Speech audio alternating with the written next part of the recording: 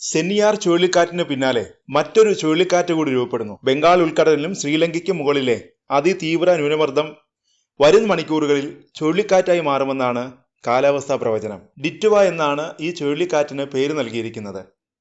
ചുഴലിക്കാറ്റ് വടക്കൻ തമിഴ്നാട്, പുതുച്ചേരി, തെക്കൻ ആന്ധ്ര തീരപ്രദേശ മേഖലയിൽ ആഞ്ഞടിക്കാൻ സാധ്യതയുണ്ടെന്നാണ് കാലാവസ്ഥാ വകുപ്പിന്റെ മുന്നറിയിപ്പ്. തമിഴ്നാട്, ആന്ധ്ര തീരമേഖലകളിലും പുതുച്ചേരിയിലും തീവ്ര മഴയ്ക്ക് സാധ്യതയുണ്ടെന്ന് കാലാവസ്ഥാ നിരീക്ഷണ വകുപ്പ് മുന്നറിയിപ്പ് നൽകിയിട്ടുണ്ട്. പുതുച്ചേരിയിലും തമിഴ്നാട്ടിലെ 7 ജില്ലകളിലും NDRF, SDRF സംഘങ്ങളെ വിന്യസിച്ചതായി സർക്കാർ അറിയിച്ചു. ഡിറ്റുവ ചുഴലിക്കാറ്റ് കേരളത്തെ ബാധിക്കുമോ? നിലവിൽ കേരളത്തിന് വലിയ ഭീഷണിയില്ലെന്നാണ് വിലയിരുത്തൽ. എന്നാൽ കേരള തീരത്ത് കള്ളക്കടൽ ജാഗ്രതാ നിർദ്ദേശം പുറപ്പെടുവിച്ചിട്ടുണ്ട്.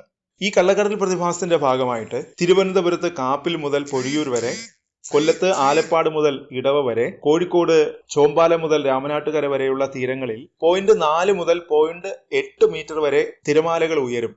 ഇത് കടലാക്രമണത്തിന് സാധ്യതയുണ്ടാക്കുമെന്നാണ് ദേശീയ സമുദ്ര സ്ഥിതി പഠന ഗവേഷണ കേന്ദ്രം അറിയിച്ചത്. കടലാക്രമണത്തിന് സാധ്യതയുള്ളതിനാൽ മത്സ്യത്തൊഴിലാളികളും തീരദേശവാസികളും ജാഗ്രത പാലിക്കണം. അതിനിടെ മലാക്ക കടലിടുക്കിൽ രൂപം കൊണ്ട തീവ്ര ന്യൂനമർദ്ദം ചൊവ്വാഴ്ച രാത്രിയിൽ സെനിയാർ ചുഴലിക്കാറ്റായി മാറിയെന്ന് കാലാവസ്ഥാ നിരീക്ഷണ വകുപ്പ് അറിയിച്ചിരുന്നു. ബുധനാഴ്ച പുലർച്ചെ 5:30 വരെ സെനിയാർ ചുഴലിക്കാറ്റ് മലാക്ക കടലിടുക്കിനും വടക്ക് കിഴക്കൻ ഇന്തോനേഷ്യയുടെ സമീപഭാഗങ്ങളിലും സ്ഥിതി ചെയ്തിരുന്നു.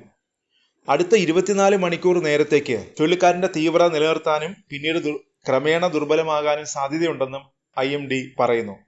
അടുത്ത മണിക്കൂറുകളിൽ കൊടുങ്കാറ്റ് ഇന്തോനേഷ്യ തീരം തൊടുമെന്നാണ് പ്രതീക്ഷിക്കുന്നത്. തുടർന്ന് പടിഞ്ഞാറ്, തെക്കു പടിഞ്ഞാറ് ദിശയിലേക്ക് നീങ്ങുകയും അടുത്ത 2 ദിവസങ്ങളിൽ കിഴക്കോട്ട് തിരിയുകയും ചെയ്യും.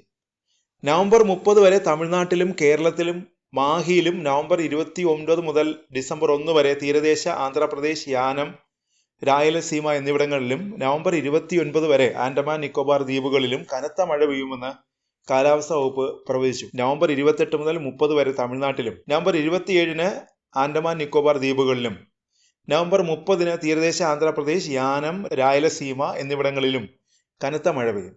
നവംബർ 29 മണിക്കൂറിൽ 30 മുതൽ 40 കിലോമീറ്റർ വരെ വേഗതയിലും, നവംബർ 28 വരെ മണിക്കൂറിൽ 50 മുതൽ 60 മീറ്റർ വേഗതയിലും കാറ്റ് വീശാൻ സാധ്യതയുണ്ട്.